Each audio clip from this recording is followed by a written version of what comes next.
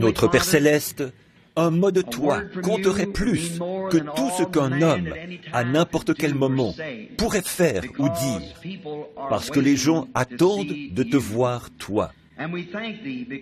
Et nous te remercions parce que ces gens sont dans une grande attente.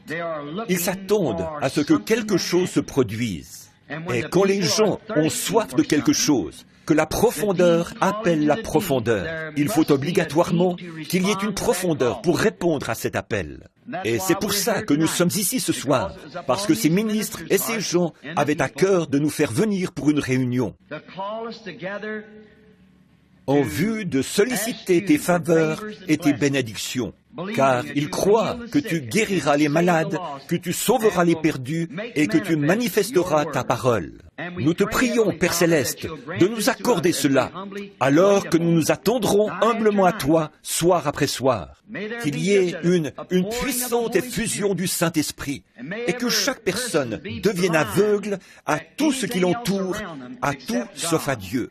Qu'il y ait un grand cri parmi les gens, qu'ils soient assoiffés de Dieu, au point qu'un réveil se produira dans toute cette région et que chaque église sera bondée de gens.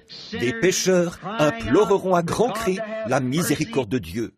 Et le Saint-Esprit guérira les malades, fera marcher les boiteux, ressuscitera les morts et accordera ces choses qui ont été promises dans ta parole. Viens, Seigneur Jésus, et accomplis ta promesse. Viens à nous ce soir. Nous croyons que tu es le même, hier, aujourd'hui et éternellement, que tes promesses ne peuvent pas faillir. Les cieux et la terre passeront, mais ta parole ne faillira pas. Que notre entendement soit ouvert. Que le Saint-Esprit vienne préparer le terrain pour l'ensemencement. Que notre entendement soit ouvert à l'Esprit et à la puissance de Dieu ce soir, pour qu'il puisse manifester ses paroles de promesse à travers nous. Car nous le demandons au nom de Jésus. Amen. Maintenant, ce soir, pour vous qui suivez le texte, prenons dans la Bible le livre de 2 Pierre et commençons au verset 15, juste pour parler sur les Écritures pendant quelques instants. Mais j'aurai soin qu'après mon départ, vous puissiez toujours vous souvenir de ces choses. Ce n'est pas, en effet, en suivant des dessins, des fables habilement conçues, que nous vous avons fait connaître la puissance et l'avènement du Seigneur Jésus-Christ. Mais c'est comme ayant vu sa majesté de nos propres yeux. J'aime ça, de nos propres yeux. Pas une fable quelconque. Nous sommes témoins de ce dont nous parlons. Car il a reçu de Dieu le Père honneur et gloire. Et la gloire magnifique lui fit entendre une voix qui disait « Celui-ci est mon Fils bien-aimé, en qui j'ai mis toute mon affection. » Et nous avons entendu cette voix venant du ciel lorsque nous étions avec lui sur la sainte montagne. Et nous tenons pour d'autant plus certaine la parole prophétique à laquelle vous faites bien de prêter attention, comme à une lampe qui brille dans lieu obscur, jusqu'à ce que le jour vienne apparaître et que l'étoile du matin se lève dans vos cœurs. Sachant tout d'abord vous-même qu'aucune prophétie de l'Écriture ne peut être un objet d'interprétation particulière, car ce n'est pas par une volonté d'homme qu'une prophétie a jamais été apportée. Mais c'est poussé par le Saint-Esprit que des hommes saints ont parlé de la part de Dieu. Que le Seigneur ajoute ses bénédictions à la lecture de sa parole. Maintenant, je vais prendre comme sujet Dieu est son propre interprète. Nous vivons à une époque de confusion. Nous vivons à une époque où les hommes et les femmes ne savent plus trop ce qu'ils doivent faire. On dirait que tout est chambardé. On dirait que qu'il y a tant de façons de voir les choses. Ça, c'est l'œuvre de Satan. Or, Dieu ne peut pas juger un peuple avec droiture, justice, sans qu'il y ait un critère selon lequel le juger. Et la Bible déclare qu'il jugera tous les hommes par Jésus-Christ. Et Jésus-Christ est la parole. Dans Jean, chapitre 1, il est dit, « Au commencement était la parole, et la parole était avec Dieu, et la parole était Dieu, et la parole a été faite chair, et elle a habité parmi nous. » Maintenant, tout ce que nous sommes aujourd'hui est l'expression de ses attributs. En Dieu, d'abord, il n'était même pas Dieu. Dieu, nous l'appellerions simplement l'Éternel. Il n'était pas Dieu, parce que le mot anglais « God » signifie objet d'adoration, et il n'y avait rien qui puisse l'adorer. Donc, il était l'Éternel, la source maîtresse de toute intelligence. Et dans cette source de toute intelligence, il n'y avait pas d'atomes, pas de molécules, ni rien. Pas de lumière nulle part, pas d'étoiles, pas de lune, ni rien d'autre. Dieu, ce que nous connaissons comme Dieu, le grand esprit qui était éternel, qui n'a jamais eu de commencement, qui n'a jamais eu de fin, il était là. Et en lui étaient des attributs d'être Dieu, et puis ses attributs d'être un père, ses attributs d'être un fils, ses attributs d'être un sauveur, ses attributs d'être un guérisseur. Tous ces attributs étaient en lui. Et maintenant, ces choses qui se sont dévoilées depuis ne sont que la manifestation de ses attributs. Ce que je veux dire par attribut, c'était ses pensées. Et une parole est une pensée exprimée. Alors, c'est ce qui était dans sa pensée. Aussi, lorsqu'il a dit qu'il y ait, il y eut, qu'il y ait, il y eut. Et maintenant, souvenez-vous, vous les chrétiens, vous étiez ses pensées avant qu'il y ait un monde. Et vous êtes la manifestation de sa pensée. Avant même qu'il y ait un monde, vous étiez en Christ. Amen. En Dieu au commencement. Alors, voyez-vous, cela fait de vous ses sujets. Et tout ça, c'est Dieu lui-même qui se matérialise d'une manière tangible pour pouvoir être touché, vu et tout. Et tout ça, voilà, c'est ce que Dieu est. Alors les gens disent, l'interprétation. Je parlais il n'y a pas longtemps dans une réunion. Un homme m'a dit, il a dit, « Frère Branham, vous avez la mauvaise interprétation. Vous n'interprétez pas cela correctement. » Maintenant, on entend, ils vont chez les méthodistes, et ceux-ci disent que les baptistes ne l'interprètent pas correctement. Les baptistes disent que les pentecôtistes ne l'interprètent pas correctement. Les pentecôtistes disent que les unitaires ne l'interprètent pas correctement. Les unitaires disent que les assemblées ne l'interprètent pas correctement. Chacun affirme que l'autre ne l'interprète pas correctement. Dieu est son propre interprète. Il n'a pas besoin que qui que ce soit interprète pour lui. Il fait l'interprétation par lui-même.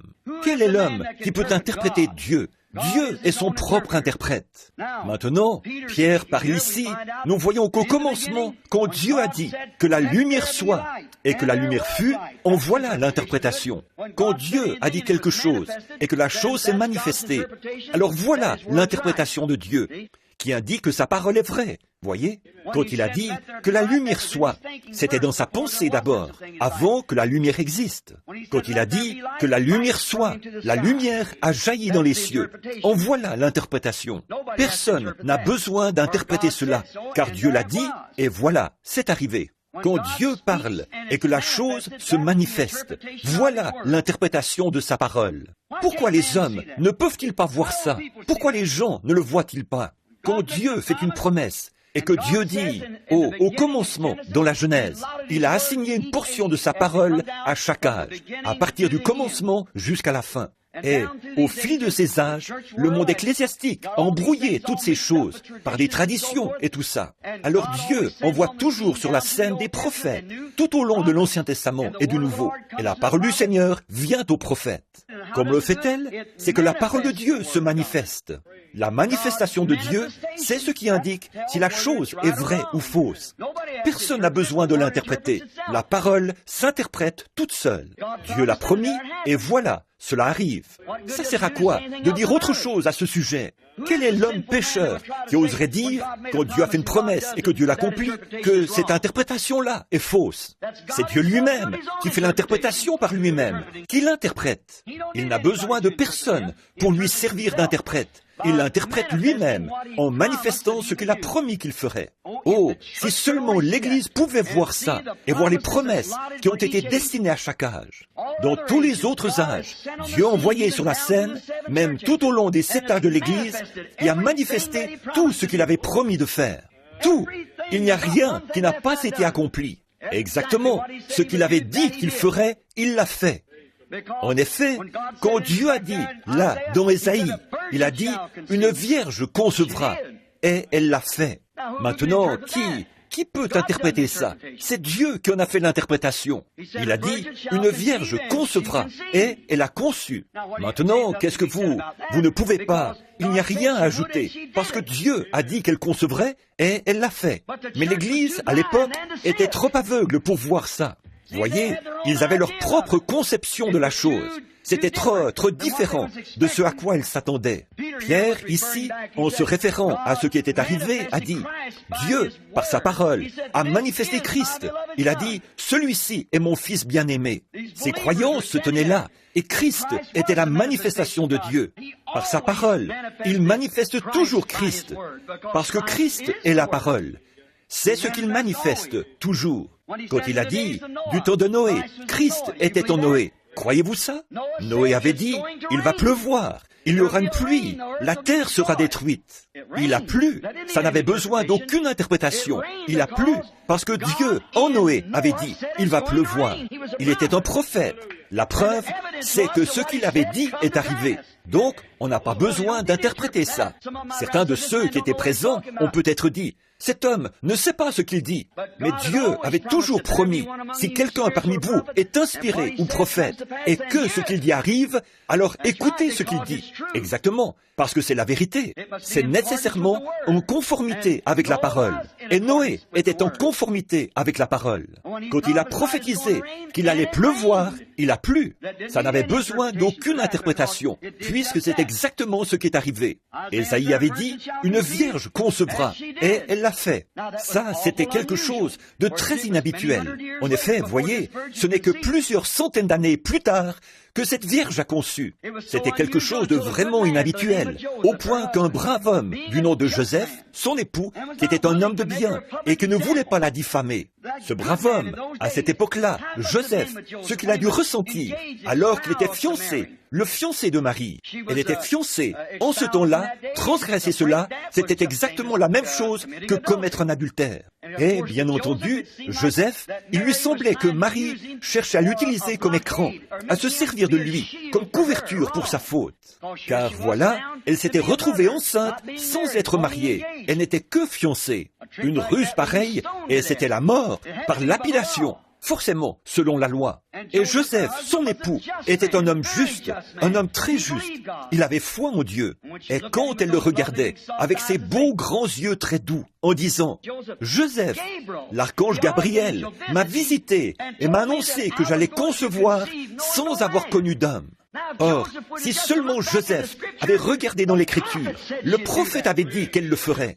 C'était simplement Dieu qui interprétait sa propre parole. Voyez, mais c'était quelque chose de trop inhabituel.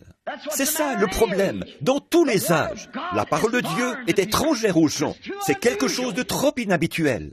Ce que Dieu fait, c'est toujours quelque chose d'inhabituel. Partout où Dieu est, il y a quelque chose d'inhabituel. Cela va à l'encontre des systèmes du monde, parce que ils ont arrangé les choses à leur manière, selon leur façon de voir. Mais Dieu intervient et il fait des choses inhabituelles. Comment cette vierge a-t-elle pu concevoir? Il était honnête. Il cherchait la face de Dieu à ce sujet. Et là, Dieu lui a parlé dans un songe. Il lui a dit, « Joseph, fils de David, ne crains pas de prendre avec toi Marie, ta femme, car l'enfant qu'elle a conçu vient du Saint-Esprit. Dieu l'a couverte de son ombre. Voilà ce qui a produit cela. » Avez-vous déjà remarqué le moyen que Dieu a utilisé pour traiter avec Joseph, là? C'était une voie secondaire, par un songe. Or, nous savons que les songes existent. Nous croyons aux songes. Je crois aux songes. Dieu a toujours traité avec les gens au moyen des songes. Par contre, les songes sont une voie secondaire, voyez? Ils peuvent être vrais ou faux. à moins d'être interprété. Mais celui-là n'avait besoin d'aucune interprétation. C'était Dieu lui-même qui parlait directement à Joseph, parce qu'à cette époque-là, il n'y avait pas de prophète dans le pays pour interpréter. Ça faisait 400 ans qu'il n'y avait pas eu de prophète. Alors, à défaut d'avoir un prophète, le meilleur moyen pour Dieu de s'occuper du bien-être de son propre fils, c'était de parler à Joseph dans un songe et sans interprétation. Il a dit, cette femme a raison, ce saint enfant qui a été conçu en elle est le Fils de Dieu. Ça n'avait besoin d'aucune interprétation. Dieu fait l'interprétation par lui-même, au cœur honnête, sincère. Hommes et femmes, qui regardez cette chose qui est mystérieuse. Si vous êtes honnête et sincère, et si vous croyez, Dieu a un moyen de vous l'interpréter. D'abord, voyez si c'est une promesse. Si seulement Joseph avait consulté, laissé tomber les traditions et consulté la Bible pour voir ce qu'il en était, Ésaïe avait dit qu'elle le ferait. Et les choses qui avaient été annoncées, sa naissance et toutes ces choses avaient été annoncées par les Écritures, par les saints prophètes, comme l'a dit Pierre. Et personne n'a le droit d'y ajouter une interprétation particulière. C'est exactement ce que Dieu avait dit qu'il arriverait. Il était la manifestation de la parole de Dieu promise pour ce jour-là. Dieu l'avait dit, alors voilà, c'est arrivé. L'affaire était réglée. Jésus a dit, quand il était sur terre, alors que les gens n'arrivaient pas à comprendre son ministère, c'était trop glorieux, trop phénomène, il n'y arrivait pas, trop phénoménal, plutôt, il n'arrivait pas à le comprendre. Il a dit, sondez les Écritures. J'espère que je ne vous assourdis pas là-bas, en faisant tonner ma voix là-dedans. Sondez les Écritures, parce que vous pensez avoir en elles la vie éternelle. Ce sont elles qui rendent témoignage de moi, voyez ? Ce sont elles qui vous disent qui je suis. Voyez, Dieu avait assigné là une portion de la parole. Cette époque-là devait être celle de la manifestation de Dieu. Dieu, Emmanuel, avec nous. On l'appellera admirable, conseiller, prince de la paix, Dieu puissant, Père éternel. Et on l'appellera Emmanuel, Dieu avec nous. Dieu était en David, Dieu était en Moïse. Dieu, c'était Dieu tout au long, qui se manifestait pour l'âge. Mais pour cet âge-ci, une vierge concevra, elle enfantera un fils, et il sera Dieu avec nous. C'est pour ça qu'ils l'ont crucifié, parce qu'il se faisait Dieu, et aussi parce qu'il violait le sabbat. Il était le Dieu du sabbat, et il était Dieu. Il n'était pas qu'un homme ordinaire, ou un prophète ordinaire, bien qu'il fût un homme ordinaire et un prophète. Mais il était le prophète Dieu, et il était l'accomplissement de la parole, exactement ce que Dieu avait dit qu'il ferait. Il a dit, qui de vous peut me déclarer coupable de péché? Sondez les Écritures, vous pensez avoir en elles la vie éternelle. Ce sont elles qui rendent témoignage de moi. Mais leur tradition, ils vivaient dans le reflet d'un autre âge. Comme je le prêchais il y a quelques semaines, vivre dans un reflet. Un reflet, c'est un mirage. C'est le soleil qui se reflète. Et c'est quelque chose qui est faux. Et tout reflet d'un autre âge est un faux reflet. Les gens marchent toujours selon quelque chose qui est arrivé il y a des années. Les luthériens marchent selon un reflet luthérien. La lumière du soleil qu'a apporté Luther, elle était valable à son époque. Celle de Wesley était bonne à son époque. Celle du pentecôtisme était bonne à son époque. Nous continuons à gravir l'échelle. Nous vivons dans un autre âge. Nous avançons sans cesse. Nous ne pouvons pas garder nos yeux sur le passé. Quand nous nous cantonnons dans nos habitudes, nous pensons que l'affaire est dans le sac. Nous nous ancrons dans nos traditions. Et ces choses étaient valables pour cette époque-là. Mais nous avançons. Sondez les Écritures pour voir ce qui était promis pour aujourd'hui. Alors nous saurons où nous en sommes. Alors nous pourrons savoir à quoi nous en tenir. Luther, vous pouvez regarder dans l'Écriture et voir dans cet âge de Sardes, vous pouvez y voir exactement ce qui avait été promis. Regardez quel genre de cavalier est sorti. Regardez ce qui est sorti pour l'affronter, exactement. Le savoir-faire de l'homme, la réforme. Observez Wesley et tout, et jusque dans l'âge du pentecôtisme, et tout au long de cet âge-là. Observez le déroulement. Regardez les Écritures. Voyez où nous en sommes. C'est pour cette raison que Jésus a dit, sondez les Écritures. Voyez où nous en sommes. Je crois que nous sommes au temps même de la venue du Fils de Dieu. Je crois que nous sommes à l'âge de l'heure même où il pourrait apparaître d'un instant à l'autre. Je crois que c'est ce que les Écritures déclarent, que nous sommes aux dernières heures de l'histoire de ce monde. Je peux voir les choses prendre forme. Je vois ce conseil œcuménique qui entraîne toutes les églises là-dedans, dans la marque de la bête. Je vois l'Empire romain, ce qu'il fait et tous les autres. Je les vois qui s'unissent, qui ferment l'accès à la lumière, qui excluent l'Évangile. Tout le monde devra faire partie de cela et marcher à leur lumière à eux. Sinon, on ne marchera pas du tout. Vous voyez, nous sommes au temps de la fin. Il ne nous reste plus qu'à nous attacher fermement à Dieu et à croire sa parole. La parole a toujours raison. Dans l'âge de l'église de Laodicée, de tous les âges de l'église, c'est le seul où Christ a été expulsé de l'église. Il était à l'extérieur, il frappait. Qu'est-ce qui s'est passé? Ce conseil œcuménique, c'est ce qui va l'expulser. La Bible dit qu'il serait à l'extérieur, et il y est.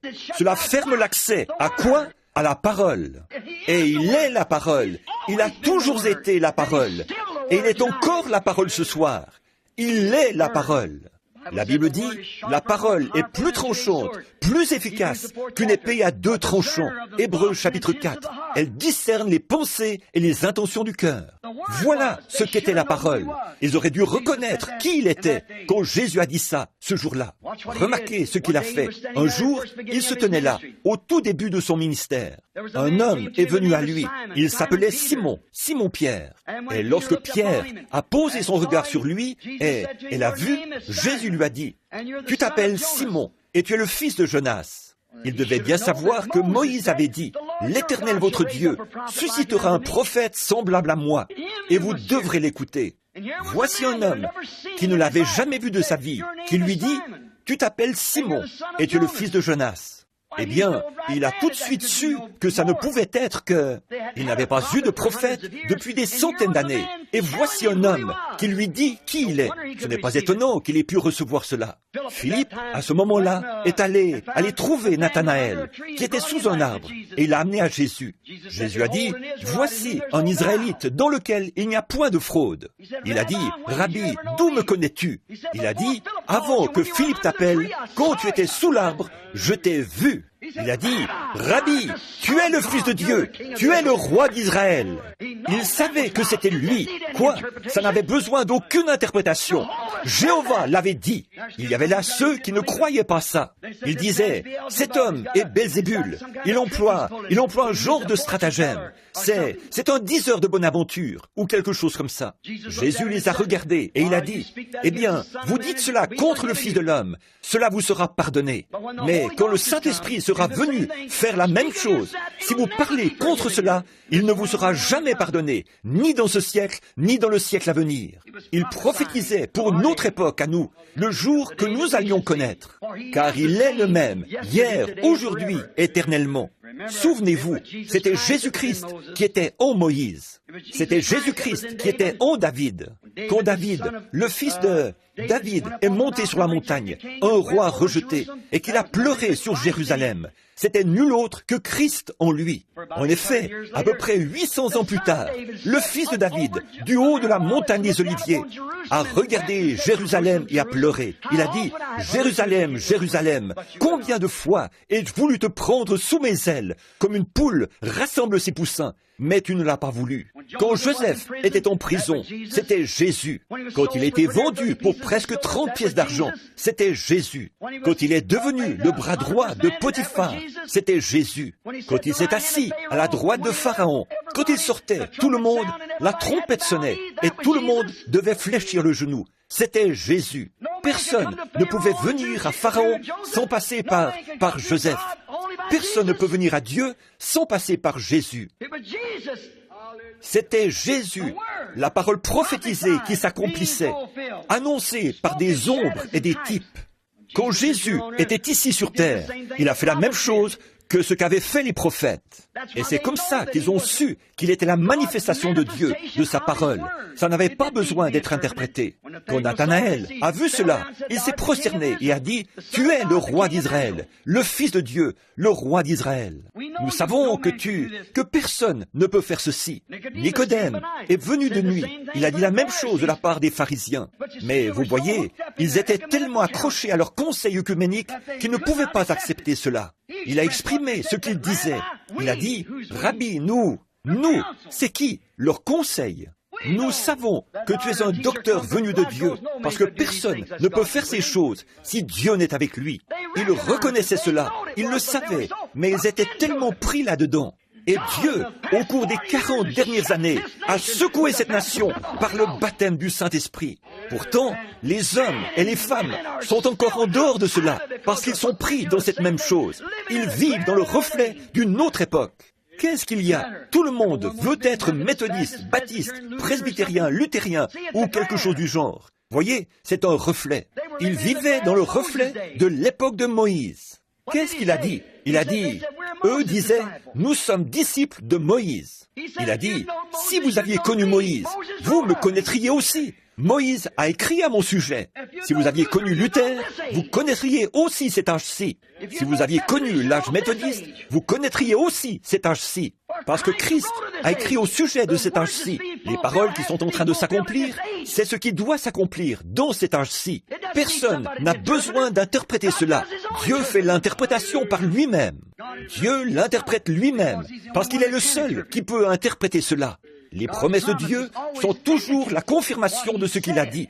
Et c'est ça, l'interprétation.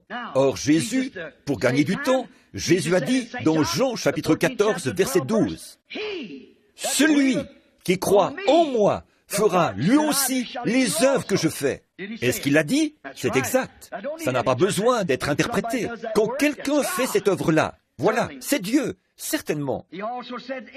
Il a aussi dit là, ce qui arriva du temps de Lot arrivera de même à l'avènement du Fils de l'homme. C'est Jésus qui l'a dit. Est-ce qu'il l'a dit? Bien sûr qu'il l'a dit. Ça n'a pas besoin d'être interprété. Ils disent, eh bien, ça voulait dire exactement ce qu'il a dit. Ce qui arriva du temps de Lot arrivera de même à l'avènement du Fils de l'homme. Qu'est-ce qu'il y avait du temps de Lot? Retournons-y pendant un instant pour voir ce qu'il faisait. Il y avait 3 catégories de gens du temps de Lot. Le croyant, le soi-disant croyant et l'incroyant. C'est ce qu'on trouve dans chaque groupe, la même chose. Nous voyons que les sodomites, c'était l'incroyant. Lot, c'était le soi-disant croyant. Abraham, c'était le croyant. C'est à lui que l'alliance a été confirmée. C'est lui qui attendait un fils promis. C'est lui qui s'attendait à cela.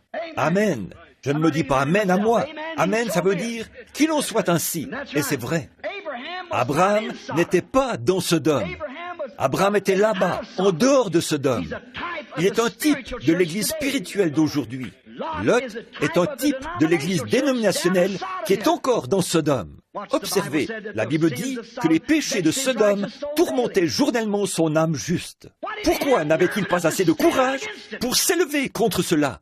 Il y a beaucoup de braves hommes qui sont dans une église aujourd'hui. Ils regardent et voient des femmes en short et des hommes qui font ces choses. Leurs membres qui vont jouer au golf le dimanche, faire des pique-niques, de la natation et tout, au lieu d'assister au culte. On reste à la maison le mercredi soir pour regarder la télévision, au lieu d'assister au culte. Ils ont envie de dire quelque chose à ce sujet, mais le conseil les expulserait. Qu'est-ce qu'il y a? C'est de nouveau Lot qui regarde par la fenêtre et qui voit le péché, mais qui a peur d'appeler le péché péché. Abraham n'était pas dans leur gâchis. Il était en dehors de ça. Il était un type de l'Église spirituelle. Maintenant, regardez bien ce qui est arrivé, juste au temps de la fin, juste avant que le feu tombe. Et c'étaient des gens des nations. Cela préfigurait le feu qui tombera sur le monde des nations aujourd'hui, quand les royaumes seront détruits et qu'ils seront brûlés. Les cieux seront enflammés, dit le Seigneur, et ils seront embrasés. Cela en était l'ombre. Maintenant, décrivons-les. Voici Abraham, qui était déjà en dehors. Il n'était pas dans Sodome, il était en dehors de Sodome. Lot était toujours à Sodome. Chose étrange, par une matinée chaude, peut-être vers 11 heures, il a vu venir 3 hommes, des hommes ordinaires, qui marchaient sur la route, sur le sentier. Abraham était assis sous le chêne, il se reposait. Il était sorti, probablement avec les troupeaux ce matin-là. Il était rentré, il était presque midi. Il a vu venir 3 hommes. Il y avait quelque chose de particulier chez ces hommes-là, qui sonnait juste. Oh là là! Avec Dieu, il y a toujours quelque chose de particulier. Lorsque cela vient parmi les gens, cela sonne juste. Ils reconnaissent cela. quelque chose leur indique. Il y a là une confirmation. Abraham a accouru. Il a dit, « Mon Seigneur, viens, permets que j'apporte un peu d'eau pour te laver les pieds, que je te donne un morceau de pain. Après quoi, tu pourras continuer ta route. » Et il s'est détourné. Il a couru à son troupeau. Il a pris un veau et l'a tué. L'a fait apprêter par un serviteur. Il est entré dans la tente, situé en contrebas. Il a demandé à Sarah de pétrir de la pâte pour faire ou de la farine pour faire du pain et pour faire des gâteaux. Il a apporté tout ça et a fait le service. Pendant qu'ils étaient assis là, en train de manger, ils ont commencé à remarquer que cet homme regardait continuellement du côté de Sodome. Il a dit, « Souvenez-vous, 2 d'entre eux sont descendus dans Sodome. 2 d'entre eux sont allés à Sodome. Je vous en prie, ne manquez pas ceci. » Je fais référence à ce que Jésus a dit. 2 d'entre eux sont allés à Sodome pour en faire sortir Lot et ceux qui étaient prêts à sortir là-bas. Et les 2 qui sont allés, ils sont allés prêcher là-bas. Et il y en a un qui est resté avec Abraham. Observez le signe qu'il a accompli. Ils ont eu un signe là-bas. Il y a eu, les Sodomites ont été frappés d'aveuglement. La prédication de l'Évangile aveugle toujours l'incroyant. Et remarquez ce qui a produit cela. Or, il y en a un qui est resté là et qui a accompli un signe devant Abraham. Maintenant, avez-vous déjà remarqué, n'importe quel historien, remontez le cours des Écritures, remontez le cours de l'histoire. Il n'y a jamais eu, pas une seule fois, au cours des âges de l'Église, un homme qui soit allé vers les églises dénominationnelles, là-bas dans le monde, là-bas dans les dénominations. Jamais auparavant, un homme dont le nom se termine comme Abraham, H-A-M. Mais aujourd'hui, ils en ont un, G-R-A-H-A-M. C'est vrai. Il va là-bas. Il les appelle à sortir. Il accomplit là un travail formidable. Graham, Billy Graham, le serviteur de Dieu, là-bas, parmi les dénominations, les politiciens et toutes ces choses. Il combat tout ça. L'autre jour, quand on voulait qu'il se présente comme candidat à la présidence, il a refusé catégoriquement. Que Dieu le bénisse pour ça. Voyons, ces compagnies de whisky, ils n'auraient même pas réussi la première étape. Voilà ce qui serait arrivé. Elles auraient dépensé des milliards de dollars, vu que, de toute façon, ils les auraient éliminés, ces compagnies de cigarettes et de choses comme celle-là. Voyez, il est là-bas comme messager de Dieu aux Sodomites. Exactement. Mais souvenez-vous, il y en a un qui est resté là avec Abraham. Un autre homme, pas les 2, qui sont descendus là-bas, comme des évangélistes modernes, qui sont descendus prêcher là-bas. Remarquez, il y en a un qui est resté là. 2 sont descendus là-bas. Et un est resté ici avec Abraham. Et celui qui est resté avec Abraham lui a donné un signe.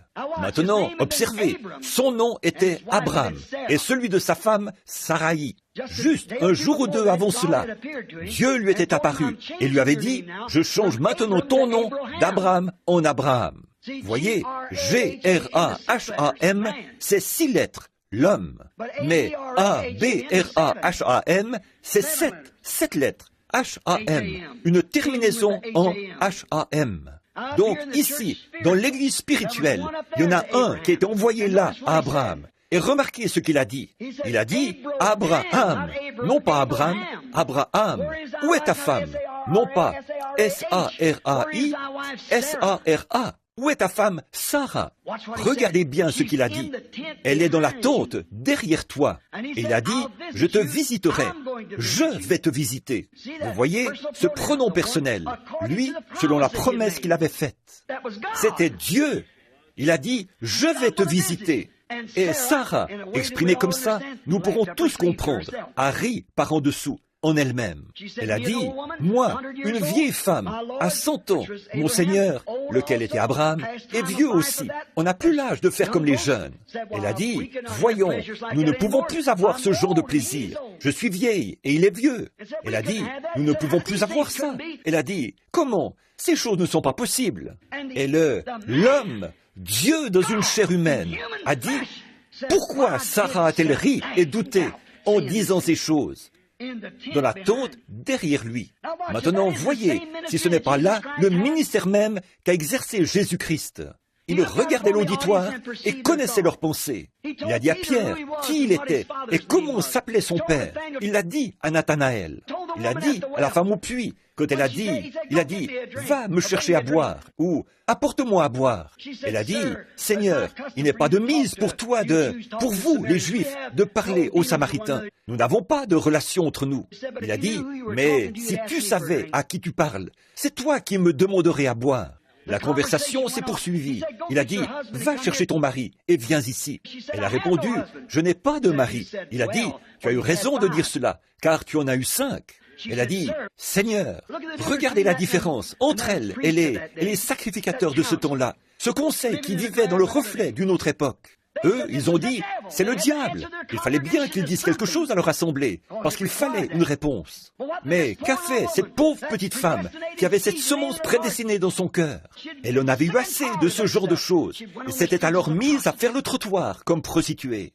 Mais quand elle a vu cela, elle a dit, Seigneur, je vois que tu es prophète.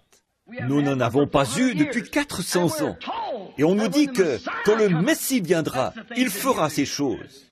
Oh là là, cette semence qui se trouvait là a tout de suite pris vie. Pourquoi?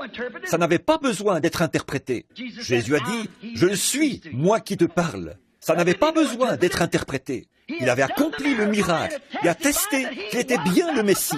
Amen. Il a rendu témoignage que c'était là exactement ce que Dieu avait promis. L'Éternel ton Dieu suscitera un prophète comme moi, avait dit Moïse. Qu'est-ce que c'était? Une confirmation de l'Écriture. Elle s'en est allée dans la ville en courant et elle a dit, « Venez voir un homme qui m'a dit ce que j'ai fait. Ne serait-ce point le Christ? N'est-ce pas lui? Il m'a dit ce que j'ai fait. » Maintenant, remarquez, Jésus, c'était lui dans cet homme là-bas qui, le dos tourné à la tente, a dit ce que Sarah pensait à l'intérieur de la tente. La parole de Dieu dit, dans Hébreux au chapitre 4, il dit ceci, « La parole de Dieu est plus efficace et plus tranchante qu'une épée à 2 tranchants, pénétrante jusqu'à partager la moelle des os. Elle discerne les pensées et les intentions du cœur. » C'est la parole. Et chaque fois qu'un prophète venait, il venait avec la parole. Et il était la parole pour cet âge-là. Et qu'est-ce que cela produisait? Un prophétiseur qui discernait les pensées qui étaient dans le cœur. C'est ce que cela produit en Jésus-Christ, parce qu'il était la plénitude de la parole. Et Jésus a dit, ce qui arriva du temps de Sodome arrivera de même à l'avènement du Fils de l'homme. L'Esprit de Dieu allait venir sur terre sous la forme d'êtres humains. Dieu manifesté dans la chair humaine. Amen. Voyez-vous cela? Et ferait la même chose que ce que Dieu, dans une chair humaine, avait fait là-bas à Sodome. Rappelez-vous, ils attendaient un fils promis. Et juste après cela, le fils promis est arrivé. C'est le dernier signe que Sodome et le groupe d'Abraham ont vu avant la venue du fils promis. Avez-vous remarqué ça? Et l'Église spirituelle est maintenant arrivée à cette heure-là. Quelqu'un disait, « Frère Branham, avez-vous dit que c'était Dieu? » La Bible dit que c'était Dieu. Ça n'a pas besoin d'être interprété. Il est Elohim. C'est comme ça qu'Abraham l'a appelé. N'importe quel lecteur de la Bible sait cela. Elohim, celui qui est entièrement suffisant. Il était le premier, le dernier, le commencement, la fin. Elohim. Abraham l'a appelé Elohim. Dieu, en hébreu, c'est en lettres majuscules. Elohim, tout comme au commencement Dieu, Elohim. Il était Elohim, manifesté dans une chair humaine, portant des vêtements d'humains, mangeant de la nourriture d'humains. Amen. Un signe indiquant que dans les derniers jours, Dieu apparaîtra de nouveau parmi son peuple, dans la chair humaine. Amen. Jésus a dit, vous ferez, vous aussi, les œuvres que je fais. Et ce qui arriva du temps de Sodome arrivera de même à l'avènement du Fils de l'homme. Amen. Ça n'a pas besoin d'être interprété. Ça a besoin d'être manifesté. C'est ça qu'il faut. Amen. Croyez-vous cela? Courbons la tête. Notre Père Céleste, nous te présentons ta promesse ce soir, car c'est toi qui as dit ces choses. Tu les as promises. Personne d'autre que toi ne peut faire vivre ta parole. Tu as dit que la lumière soit, et la lumière fut. Personne n'a à interpréter cela. La chose s'est manifestée. Comme nous avons cité Ésaïe le prophète, une vierge concevra, elle l'a fait. Ça ne demande aucune manifestation. Elle l'a fait. C'est ce qui est arrivé. Tu as dit que quand il viendrait, il naîtrait à Bethléem. De Bethléem, en Judée, n'es-tu pas la moindre entre toutes les principales villes de Juda, d'Israël? Mais de toi sortira le chef de mon peuple. Les choses qu'il ferait, ce qu'il s'écrirait à la croix, qu'on le condamnerait, qu'on lui percerait les mains et les pieds. Il était blessé pour nos transgressions et brisé pour notre iniquité. Le châtiment qui nous donne la paix est tombé sur lui. C'est par ses meurtrissures que nous avons été guéris. Et ce que David a dit, je n'abandonnerai pas son âme dans le séjour des morts, et je ne permettrai pas que mon sein voie la corruption. Et le troisième jour, avant la fin des 72 heures, après lesquelles la corruption s'installerait dans son corps, la parole de Dieu disait qu'il ressusciterait. Ils ont dit qu'on avait dérobé son corps, et ils le croient toujours. Mais nous, Seigneur, nous croyons ta parole. Elle a été manifestée. Jésus-Christ est ressuscité. Et il a dit, voici, je suis avec vous tous les jours, jusqu'à la fin du monde. Nous croyons que tu es ici ce soir. Nous croyons que tu es Jésus-Christ ici ce soir, autant que tu l'as toujours été. Et tu cherches simplement des yeux, des bras, des jambes, une bouche, des âmes, des corps, que tu pourras utiliser pour te manifester. Ô Dieu, sanctifie-nous ce soir, pour que nous puissions voir Jésus-Christ le vivant vivre parmi nous. Qu'il vienne. Cela se passera alors comme pour ces Grecs affamés qui sont venus ce jour-là et qui ont dit, « Monsieur, nous voudrions voir Jésus. » Et ils l'ont vu. Oh, quelle joie ils ont dû ressentir quand ils ont posé leur regard sur lui. Oh Dieu, tu es le même aujourd'hui, et tu as promis que si nous avions faim, nous aussi, nous pourrions te voir. Encore un peu de temps, et le monde ne me verra plus, l'incroyant, mais vous, vous me verrez, car je serai avec vous, et même en vous, jusqu'à la fin du monde. Nous savons que tu es le même, hier, aujourd'hui, éternellement. Seigneur, les paroles ont été prononcées, cela a été écrit. Alors maintenant, que cela se fasse pour la gloire de Dieu, pour montrer qu'il tient sa parole. Amen. Que Dieu vous bénisse. Je vais former la ligne de prière. Je crois que Billy a dit qu'il avait distribué les cartes de prière de 1 à 100, ou quelque chose comme ça. Il n'est pas ici en ce moment. Quel est le numéro de carte de prière? Que quelqu'un regarde au verso de ça. Ce sera un numéro et une lettre. A, B, C, D ou... Qu'est-ce que c'est? A? Très bien. Prenons A, numéro 1, 2, 3, 4, 5. Commencez à vous lever comme ça. A, numéro 1, numéro 2, numéro 3, numéro 4. 4. Je ne l'ai pas vu se lever. La carte de prière numéro 4. 1, 2, 3, prière. Peut-être que la personne ne peut pas se lever. Si c'est le cas, que quelqu'un regarde la carte de son voisin. Il se peut qu'il ait une carte, mais soit incapable de se lever. Rapidement maintenant. La voilà. 4, 5, la carte de prière numéro 5, 6, 7, 8, 9, 10, 11, 12. Maintenant, commencez à vous avancer ici dès que votre numéro est appelé. Numéro 1, 2, 3, venez tout de suite de ce côté. La carte de prière numéro 1, 2, 3, 4, 5, 6, 7, 8, 9, 10, 11. Venez vous mettre à votre place. 11, 12, 13, 14, 15, 16, 17, 18, 19, 20, 21, 22, 23, 24, 25. S'il y a quelqu'un qui ne peut pas, je vois un jeune homme dans un fauteuil roulant là-bas.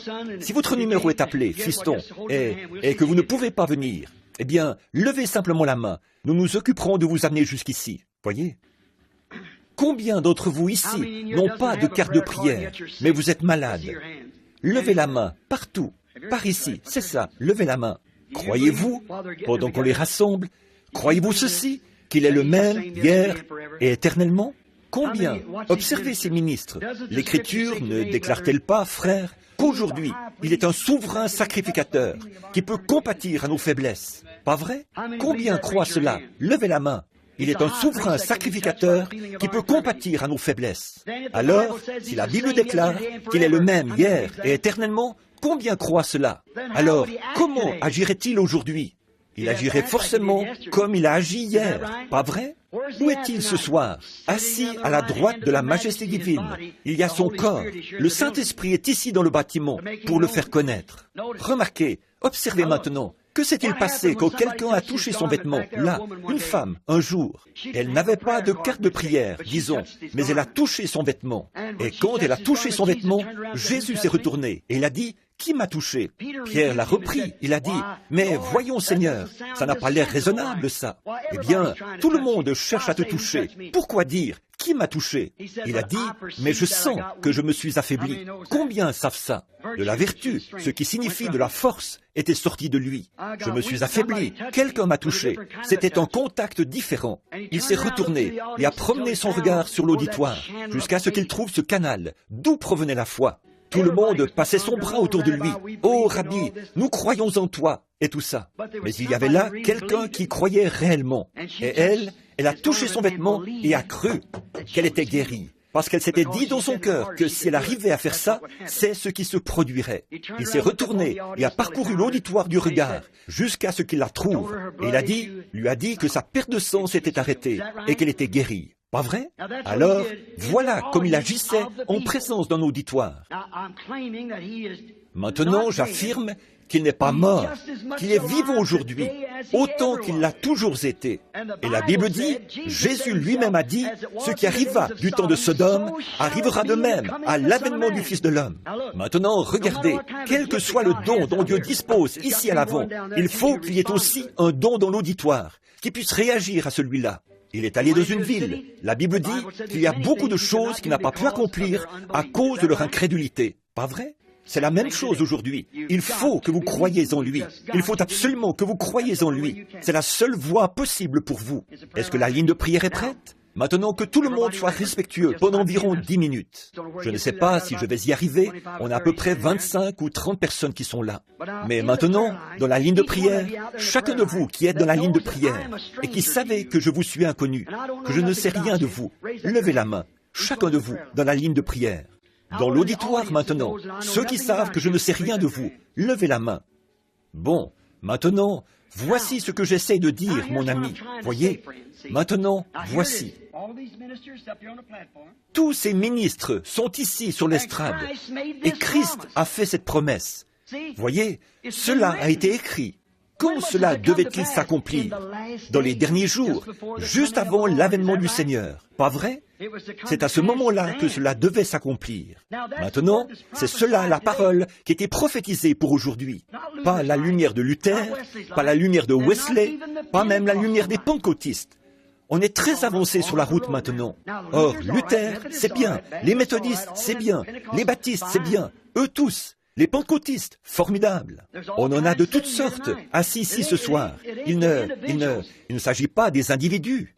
Supposons qu'on ne pourrait jamais dire à un méthodiste quoi que ce soit au sujet de Luther, parce que lui, il croit à la sanctification, alors que Luther n'y croit pas. Voyez, on ne pourrait jamais dire à un pentecôtiste que la sanctification, c'est tout ce qu'il y a. Lui, il a vu la restauration des dons. Il ne va pas croire ça. Non, il a plus que ça. Voyez, et celui-là, c'est le dernier âge de l'Église que nous avons eu. Et la Bible dit qu'il n'y aura plus d'âge d'Église. Mais il doit y avoir un rassemblement des gens, voyez, et nous y sommes. Maintenant, souvenez-vous, le dernier signe. Est-ce nous qui attendons un fils promis? Levez la main. Croyez-vous que vous êtes la postérité d'Abraham en étant en Christ? Levez la main. Alors, postérité d'Abraham, reçois ton signe. Il ne se trouve pas à Babylone. Il ne se trouve pas là-bas, dans le monde des dénominations. Il se trouve ici, au milieu de vous, de ceux qui ne sont pas là-bas, dans ce gâchis. Croyez-y. Voici une femme. Elle m'est totalement inconnue. Nous avons à peu près le même âge. Je n'ai jamais vu cette femme de ma vie. Si je pouvais guérir cette femme, je le ferais si elle est malade. Je ne sais rien d'elle. L'avez-vous vue lever la main il y a quelques minutes? Je ne l'ai jamais vue. Elle est juste une femme qui est debout là. Aujourd'hui, ils sont venus ici. Ils ont apporté un paquet de cartes de prière. Ils les ont toutes mélangées et les ont distribuées aux gens. Quelqu'un a reçu le numéro 1 ici, le numéro 10 là-bas, le numéro 15, le numéro 7, le numéro... Voilà, comme ça. On les mélange toutes, là, devant vous, chaque jour. Et quand on les appelle, on les appelle. Elles sont un peu partout dans la salle, voyez? Mais vous n'avez même pas besoin d'avoir une carte de prière. Restez simplement assis là et croyez. Pourquoi ne... Pensez-vous ce soir, prenons conscience de l'heure où nous vivons. Voyez, elle est maintenant presque écoulée, mon ami. presque écoulé. Maintenant, si le Dieu d'Abraham a ressuscité Jésus-Christ d'entre les morts, et ce Jésus a promis que dans les derniers jours, les signes mêmes qu'Abraham,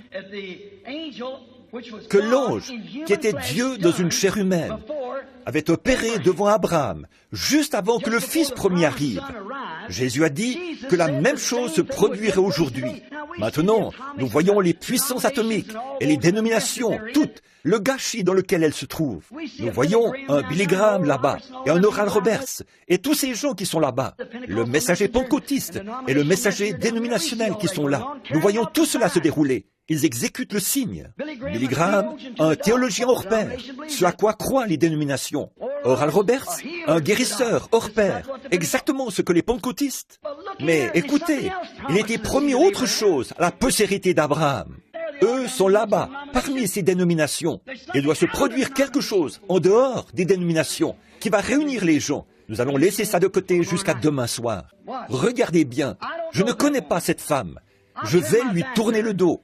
Si le Seigneur Dieu dit quelque chose à cette femme, il se peut que ce soit familial, il se peut que ce soit financier, il se peut que ce soit la maladie, je ne sais pas. Elle saura si c'est la vérité ou non. Et s'il fait la même chose ce soir que ce qu'il avait fait en ce temps-là, croirez-vous le Dieu dont Jésus-Christ a promis la présence ici dans les derniers jours? Combien croient que nous vivons comme à Sodome, alors que le monde entier a sombré dans un état comme celui de Sodome? Combien d'entre vous croient que ce que je vous ai dit ce soir est la vérité?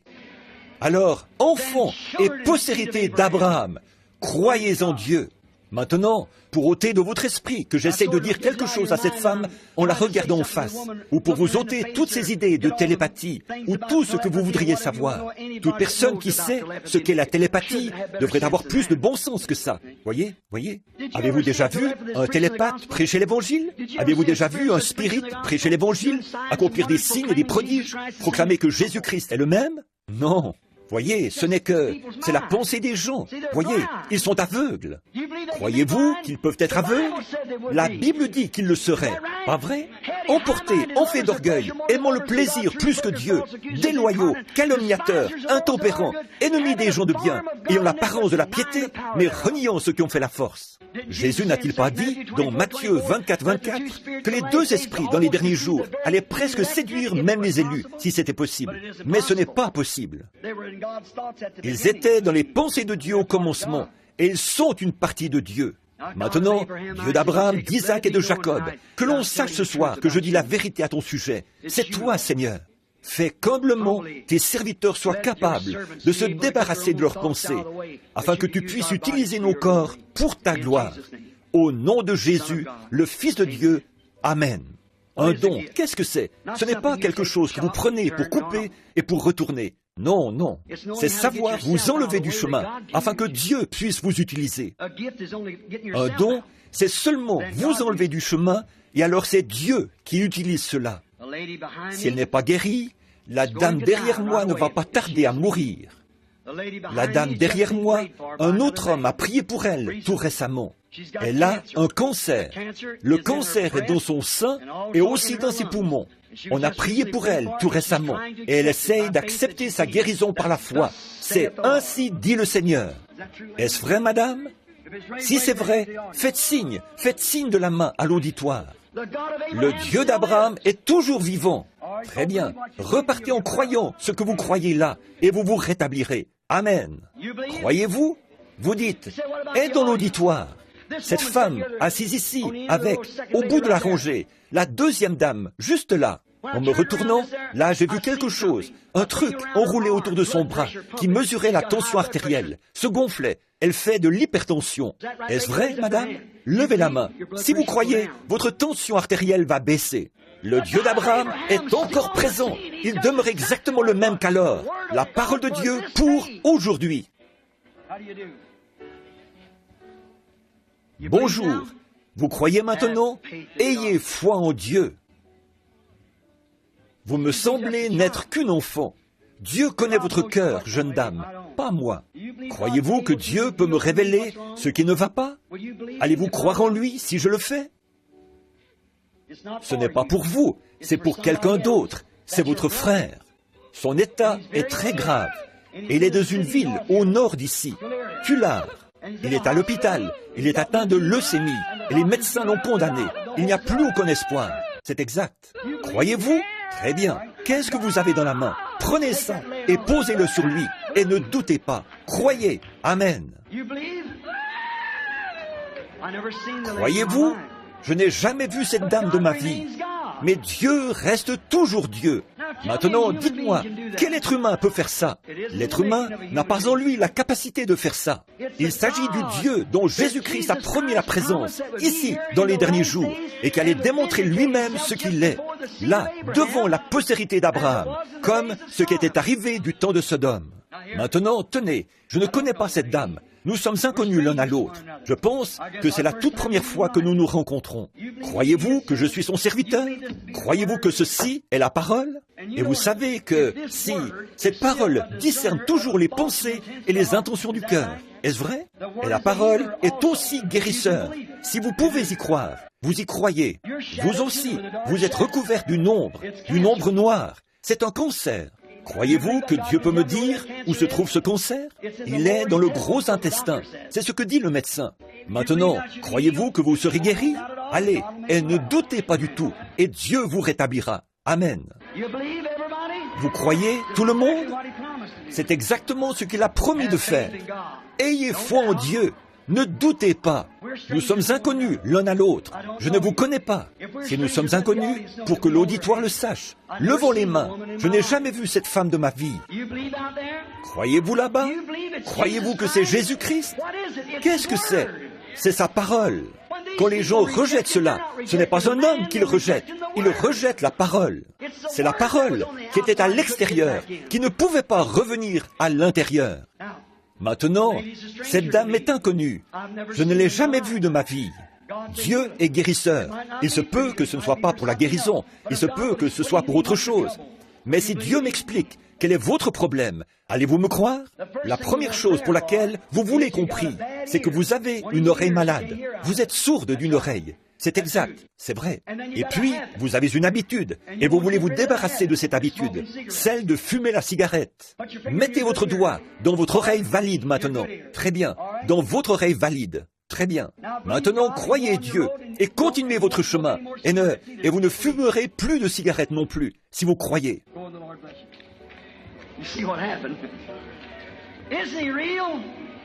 Allez, et que le Seigneur vous bénisse. Vous voyez ce qui s'est produit? N'est-il pas réel? Je ne vous connais pas. Nous sommes inconnus l'un à l'autre. Je ne vous ai jamais vu de ma vie. Mais Dieu vous connaît. Si Dieu peut me dire quelque chose à votre sujet, allez-vous croire? Est-ce que tout l'auditoire va croire? Est-ce que quelqu'un là-bas connaît cette femme? Est-ce que quelqu'un dans l'auditoire connaît cette femme? Très bien. Vous saurez donc si ceci est vrai ou non. Ceci devrait régler la question. Ceci devrait démontrer la vérité. Maintenant, vous pouvez voir ce qui s'est produit depuis quelques minutes. Voyez, j'en titube. Voyez, c'est comme si je ne distinguais plus rien devant moi. Voyez, c'est le discernement. Voyez, c'est le Saint-Esprit. Ce n'est pas moi, c'est la parole promise pour aujourd'hui. Ça n'était jamais arrivé depuis l'époque des apôtres. Jamais. Mais là, il a été dit, juste avant l'avènement du Fils de l'homme. Ce qui arriva du temps de Lot arrivera de même à l'avènement du Fils de l'homme. Les incroyants n'y croient pas. On ne s'attend pas à ce qu'ils y croient. Mais les croyants, eux, y croient.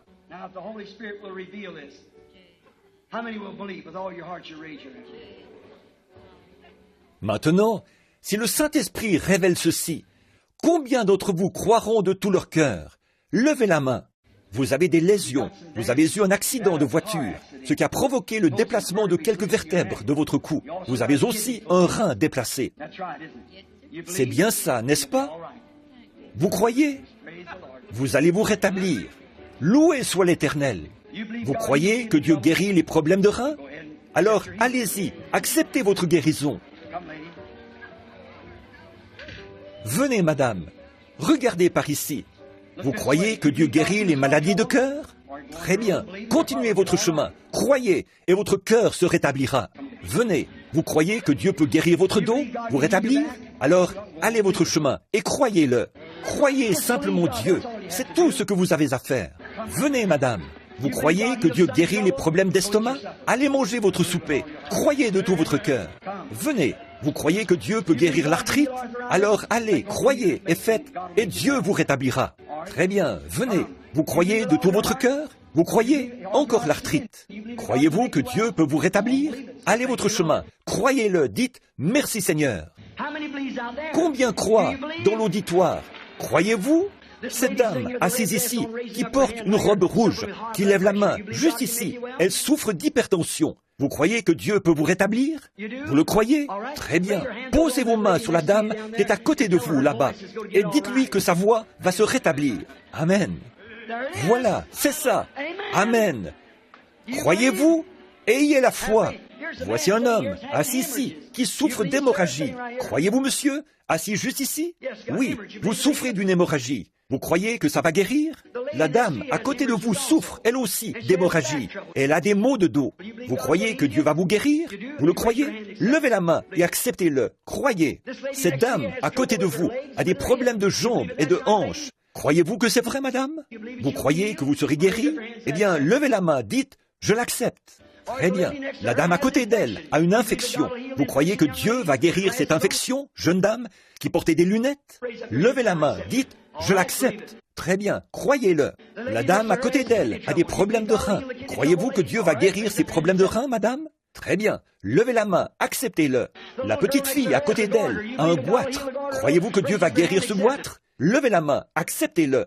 Combien d'entre vous croient de tout leur cœur? Alors, levez-vous et acceptez-le. Levez-vous dans la présence du Dieu d'Abraham, d'Isaac et de Jacob. Au nom du Seigneur Jésus-Christ, que le Saint-Esprit descende dans le bâtiment maintenant et guérisse chaque personne qui est dans la présence divine.